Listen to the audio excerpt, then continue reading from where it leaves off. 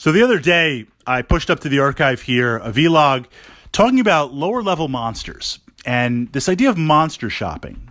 D&D likes to throw out the same iconic monsters over and over again based on challenge rating, because certainly there are other monsters that are rare, some are very, very common, and in utilizing those and telling a story, you're going to find yourself playing certain monsters more than others. And we want to try and pull in some different monsters. Then there's this idea of, if you've been playing D&D for a while, OOC, out of character knowledge, and you can't always help yourself with it. If you've been playing D&D for a while and the DM is playing miniatures or describes a monster and let's say puts out a roper because you're in the dungeon, you see that miniature, you're like, okay, that's a roper. Armor class 19, 87 hit points, 4 attacks around, reach 15 feet.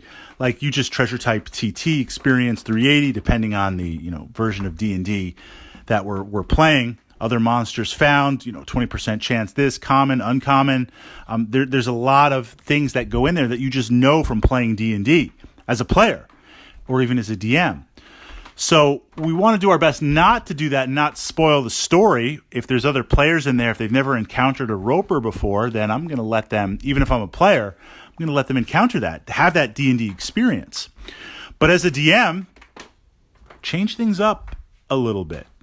What can we do that's a little bit different? And I play in a variety of D&D groups. I've also had the good fortune to host single adventures in some of the more local, smaller conventions. I'm always ready to go.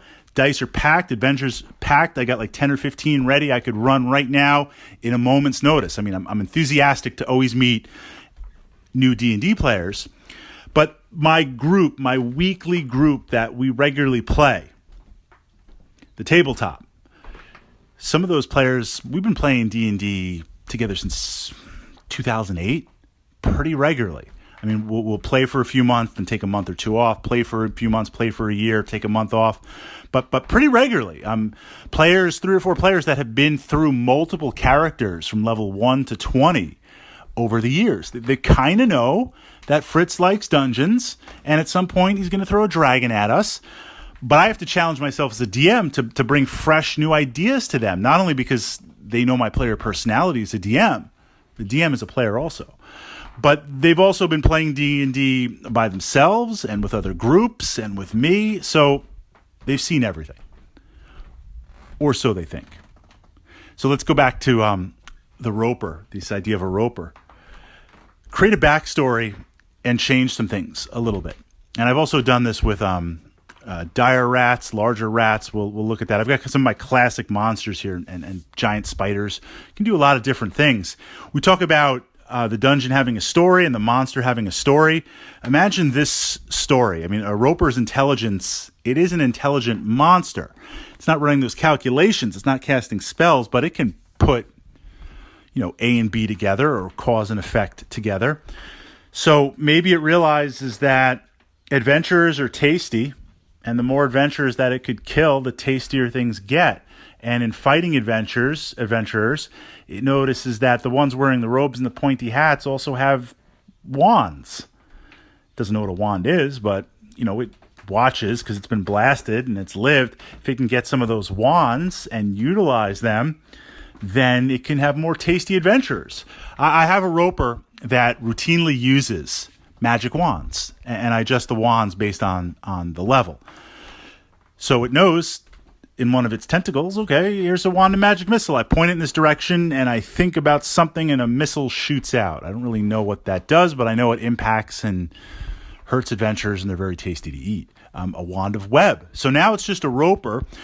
It's different. It's utilizing spells. It's casting spells. The rogue in the party's like, wait, we've got a roper utilizing 3 magic wands. Every round, based on the average charge, I had this happen. Based on the average charge, he's like, okay, we're level 4. Based on that treasure type, we know it's a wand of magic missile. Based on the challenge rating, it probably has, on average, 15 charges. So every time that roper casts that, we are losing 13 gold pieces. And that wand of web, every time that roper casts that, we're losing 22 gold pieces. So crunching those calculations, That's a way to do it. Dire rats. I had some dire rats with some different interesting effects where whatever they snacked on, some adventurers, a magic ring. I mean, imagine a magic ring. A ring that was actually a ring of shocking grasp. That the dire rat eats the adventurer, the ring gets caught in its tooth. Well, technically that's kind of like wearing a ring, right? Well, we're a DM. We can do whatever we want anyway. And now when that one dire rat, who is bigger than all the other rats but is still in that rat swarm, bites that adventurer, 1d6 shocking damage. Wait, what? Like, there's a lot of little different creative things that you can do to mix things up. And as a DM, that's what we want to explore, and that's what we want to look like, not only to have some fun and see the look on the players' faces, but also look to deal with those players who've been playing D&D for a long time. As a DM, we've still got a number of surprises ready to roll out from behind that DM screen.